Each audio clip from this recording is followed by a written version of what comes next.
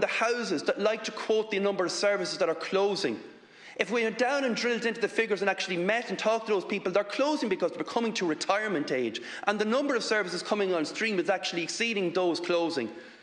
And I would urge those that actually speak about this, especially from the opposition, show a bit of fairness. And if you have no fairness for those in government, show a bit of fairness to those actually delivering the services on the ground, because they're doing an exceptional job. And I thank you again for your work in the area, Minister. Thank you very much, Senator Cassells. Senator Siri Carney, you have 6 minutes. So, lest anyone thinks I'm unqualified to speak in this area, I have owned a childcare facility. I built the largest one in the city in 2002. I have been a consultant to the sector. I've led them through GDPR. I have consulted and been a mentor on the county childcare committees. So if anyone thinks that I don't know what I'm talking about, actually I do.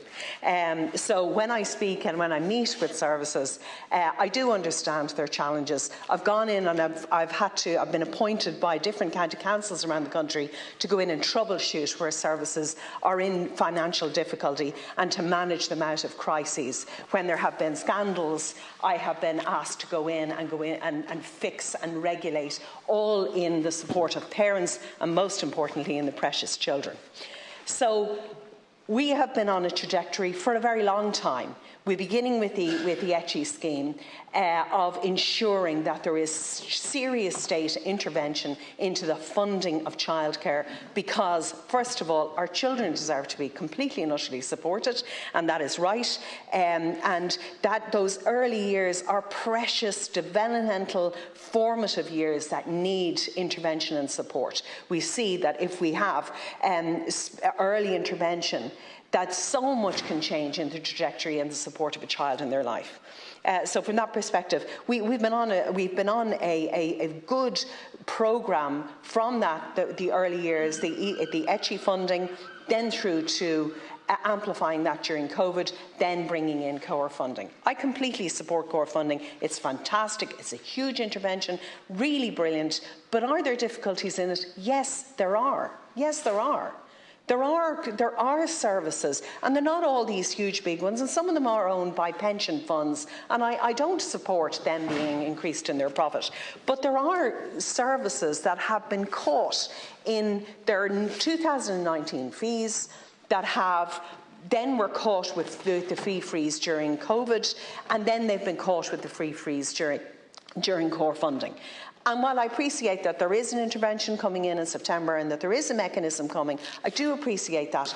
But there is a sort of a tendency to dismiss the private operators who are claiming their funding. I have had commencements, I've had repeated queries about how we're dealing with the core funding and the people that are claiming they have issues. In the beginning, I was given briefing notes to go out on media that the sustainability fund was the be-all and end-all. And when I got under the hood of that, that was not the case. It was not the case. And very few services have actually availed of it. So that piece where there is it's just a cranky minority, it isn't. There are very real issues that have to be considered. For instance, the ratio reality that we set the ratios of adult to babies in the baby room, in the toddler room, that we set those ratios. Those ratios must be adhered to, or it's a serious contravention of the preschool regulations. But let's think about that. So we have one staff member for 3 babies in a baby room. That staff member, under the Organisation of Working Time Act, is entitled to go on their breaks, entitled to go on their lunch, they're entitled to have their holidays, and so they're missing for 20 days of the year.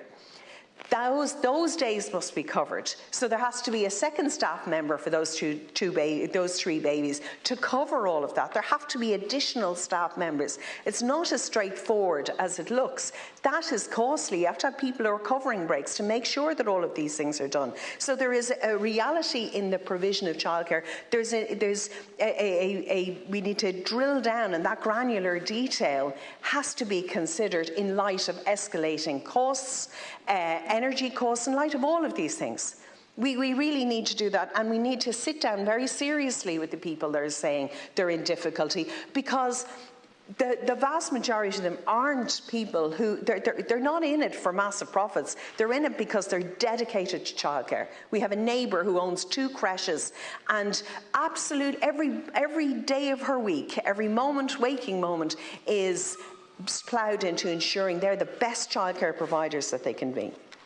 We have a challenge in planning and development. There are services being built in some plannings, in some development schemes, and a creche is being put in response to the regulations. The creche is too small and it's not viable when someone goes to tender for it, or else developers are allowed to exempt themselves from the provision of childcare. That exemption should be removed. There should be a minimum size of service so that it is financially viable to be run. And the state, I think, should be claiming that as under Part 5. We should be bringing that in so that it does become the community service, and then we are in control. But for as long as we look at it, we are going to have to be in this hybrid model of public and private. And the private are not someone to be in any way nervous of or whatever. They're also dedicated people. They're also people who are mad about children and dedicated and absolutely to them. I have a sympathy for the Department for Early Years having a remit in the Department of Education. That is no reflection on you at all. But there is something where they can't be the Cinderella. We either want cradle to school leaving age, absolutely supported, absolutely respected. They're professionals. Children need psychologists. They need all of these services now. We need to be moving to that wraparound. So if it secures it, I don't care what department it's under, but there is a certain synergy there for having it in education so that it can be on the same campus as primary schools and secondary schools, because I think that campus mentality actually would be very good. And the likes of St. Ultan's in Cherry Orchard, where you see that, where children are brought into the creche, then going to school is not a big deal, going to secondary school isn't a big deal, and it was one of the core matters that we discussed with you, Minister, under the care of the child. I want to commend Senator Curry. I was so busy responding that I forgot to do so. So well done, Emer. I have found that Emer's advocacy on core funding and on services and the diminution in the ability of services has actually restored my heart, because I thought I was alone in this fight for the last 3 years. Thank you. Thank you very much, Senator Siri Carney. The last 2 speakers now, then we're going to call the Minister, would be Senator Kine and Senator McGahn. Senator Kine, 6 minutes. Good morning. Could I first of all welcome the Minister and take this opportunity to congratulate him on his recently assuming the leadership of his party. Could I also acknowledge the work of Senator Curry in framing this motion and the opportunity to present here today on this very important matter.